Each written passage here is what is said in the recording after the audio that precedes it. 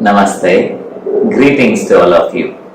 Grandmaster Chowakak Sri அவர்களுடைய Creative Transformation Golden Lotus Sutras on Spiritual Practice இந்த புத்தகத்திலிருந்து On Development அப்படிங்கிற டாபிக்ல இன்னைக்கு வரக்கூடிய முக்கியமான சூத்திரம் என்னங்கிறத இப்ப பார்க்கலாம்.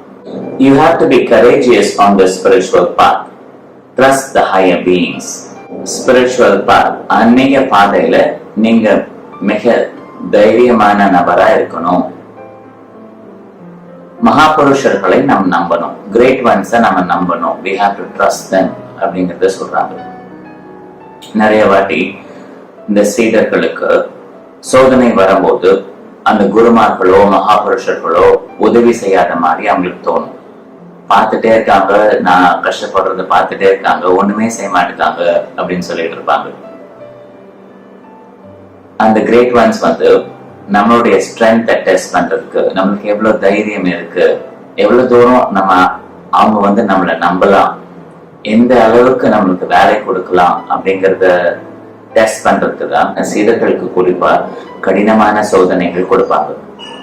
கடினமான சோதனைகள் வருது அப்படிங்கறதுனால சில வாட்டி அவங்க தோத்து போறதுக்கான வாய்ப்பு இருக்கும் இல்லையா?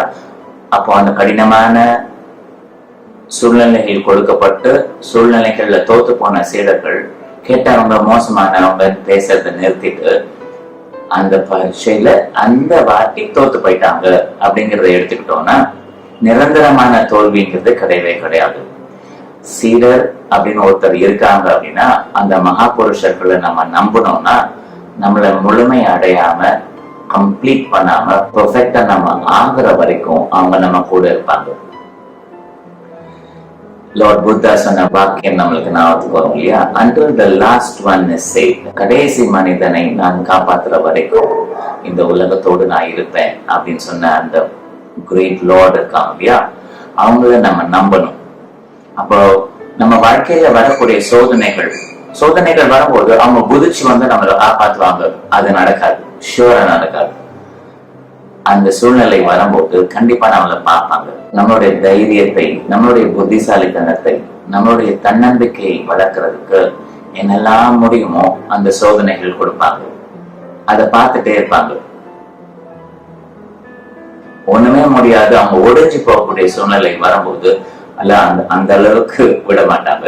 அந்த இடத்துக்கு வர விடாம நம்மளை பாதுகாத்துப்பாங்க. பட் நம்மளால எவ்வளவு தாக்கு பிடிக்க முடியுமோ அதை ட்ரை பண்றதுக்கு அவங்க யாரையும் இன்வால்வ் பண்ண விடாம நம்மளுடைய சுய முயற்சியிலேயே முன்னேறதுக்கான பரீட்சைகள் திரும்ப திரும்ப வச்சுட்டே இருப்பாங்க.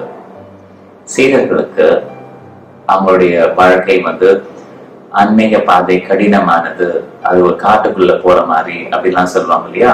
அமேசான் ஃபாரஸ்ட விட ஒரு கடினமான பாதை ஆன்மீக பாதையெல்லாம் சொல்லுவாங்க இல்லையா? அதுக்கான காரணம் இந்த சீடர்கள் அந்த குருவை நம்பினதுனால அந்த குரு அந்த சீடருக்கு ஏற்ற மாதிரி சோதனைகளும் பரீட்சைகளும் தொடர்ந்து கொடுத்துட்டே இருப்பாங்க. அந்த குருவோட பார்வை என் மேல பட்டுட்டே இருக்குன்னு நினைச்ச சீடர் அவங்கள நம்புவாங்க. அந்த மகாபுருஷர்கள் இருக்கிறத நம்புவாங்க. ஆனா எந்த சோதனை வந்தாலும் முழு தைரியத்தோட அவங்க முன்னேறி போவாங்க. ஒடிஞ்சு கீழே விழ மாட்டாங்க. இதுதான் முக்கியமான செய்தி. இதை குறிச்சு சொல்லலாம். Wish you a great day. Namaste.